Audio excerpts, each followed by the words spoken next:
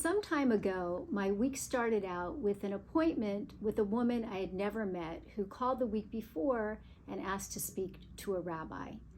So when I met with her, her opening remark was a confession. She said, "I think I believe in angels. I never did before, but now I feel like they're talking to me." So Jews have many misimpressions about angels, and many believe that they aren't a part of our tradition, but they are. In fact, our Torah portion this week features a famous scene with angels going up and down a ladder in Jacob's dream. Angels appear in many places in the Torah. There's the story of Hagar fleeing with her son Ishmael, and the angels opening her eyes in the desert to a well of water, which saves her life.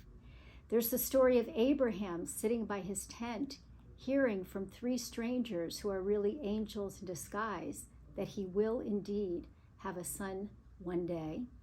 There is the angel who stops Abraham from sacrificing that son, Isaac. There is, in next week's Torah portion, an angel that wrestles with Jacob until dawn, and his name is changed to Yisrael. And in the book of Exodus, we learn about the angel who calls to Moses from the burning bush. And these are just a few examples of the angels in our tradition. So in this week's Torah portion, Jacob fled from his parents' home after stealing Esau's blessing. He stops for the night, fearful and alone in the dark, and he lays down for the night using a rock for a pillow of all things.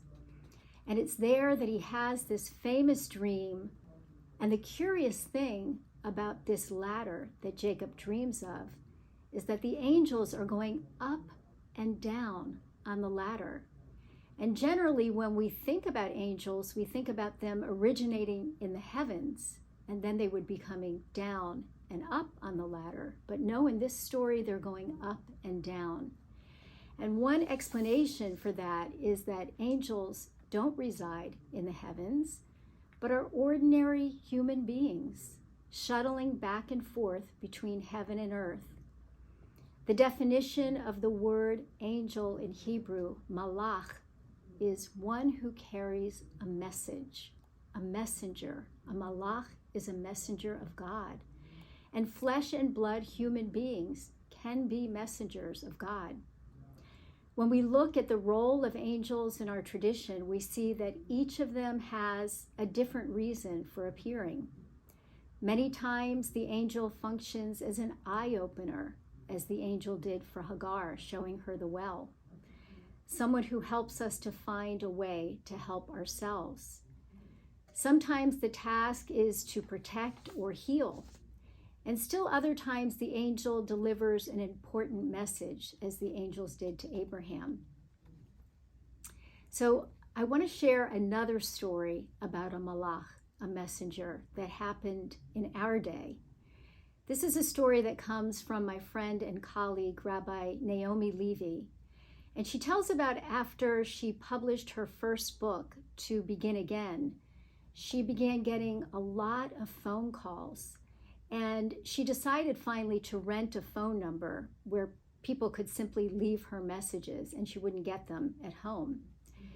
Every time she checked her messages, there were the routine calls inviting her for speaking engagements. But there were also an unusual number of phone calls from men who seemed interested in meeting her. A typical mild message went something like this: "I saw your picture and I like the way you look. Call Steve." Now, Levy, who is a lovely looking woman, has a picture of herself on the book jacket, and she thought maybe that was the reason why she was getting the calls, but the more calls she got like this, the more suspicious she became. Then one day, she received a message that gave her a clue. It said, "Hi, island girl.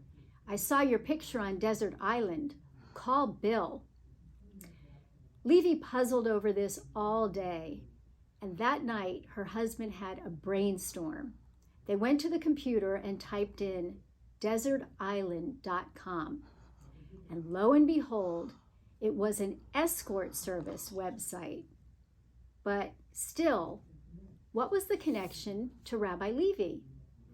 Then they found her, a beautiful Asian woman with a grass skirt, and below her photo was Rabbi Levi's phone number.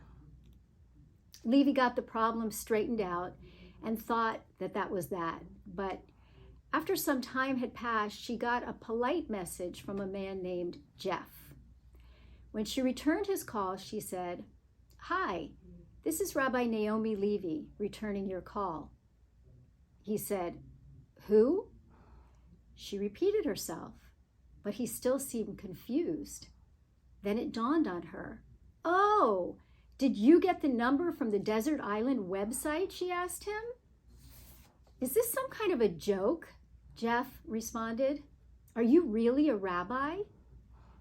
Rabbi Levi explained the mix-up, and she took pity on the man because he had tried calling an escort service and got a rabbi instead.